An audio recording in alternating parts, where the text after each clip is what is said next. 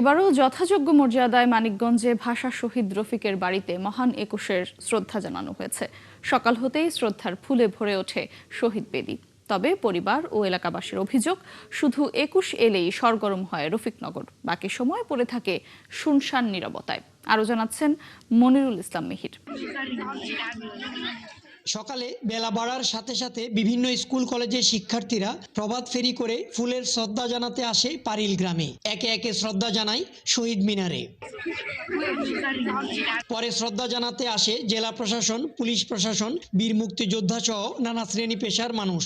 মহান শহীদ রফিক উদ্দিনকে আমরা শ্রদ্ধার জন্য এখানে ফুল দিতে এসেছি শহীদ মিনারে। 1952 সালে ভাষা আন্দোলনে যে রফিক শহীদ হয়েছেন, তার জন্যই আমরা আজকে বিশ্বের বুকে এবং আমরা সকলের কাছেই খুবই গর্বান্বিত এবং হলো আমরা পরিচিত। বাংলাদেশের প্রথম ভাষা শহীদ হচ্ছে আমাদের রফিক, এবং প্রতি বছরই আমরা এই দিনটা পালন করি। বর্তমান প্রজন্মকে যদি এই ইন্টারনেট বা মোবাইল থেকে একটু ডাইভার্ট করে আমরা যদি পড়াশোনায় আগ্রহী করে নিতে পারি, তাহলে তারা আমাদের এই অতীত যে গৌরবময় ইতিহাস, এগুলো তারা জানবে। শহীদ রফিকের পরিবারের সদস্যরাও ফুল দিয়ে শ্রদ্ধা জানায় নিজ উঠোনের শহীদ বেদিতে। ফুলে ফুলে ভরে ওঠে বেদি। শহীদ রফিক পরিবারের সদস্যদের দাবি, ভাষাবিদদের স্মরণীয় করতে সরকারি বেসরকারি উদ্যোগগুলো আরো গোছানো হওয়া দরকার। যে আজকে যে আমরা সবাই বাংলায় কথা বলছি, আমাদের এরপরে যে পরবর্তীতে আমাদের অস্তিত্বের সাথে জড়িয়ে আছে। ইউনিভার্সিটি চাচ্ছি আর কি শহীদ রফিকের নামে।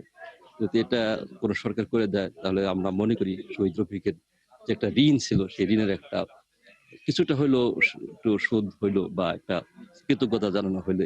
শহীদ রফিক সহ সব শহীদদের আদর্শ ধারণ ও ভাষার প্রতি মমত্ববোধ ও দেশপ্রেমে নতুন প্রজন্মকে উদ্বুদ্ধ করতে আরো নতুন উদ্যোগ আসছে বলে জানান জেলা প্রশাসক।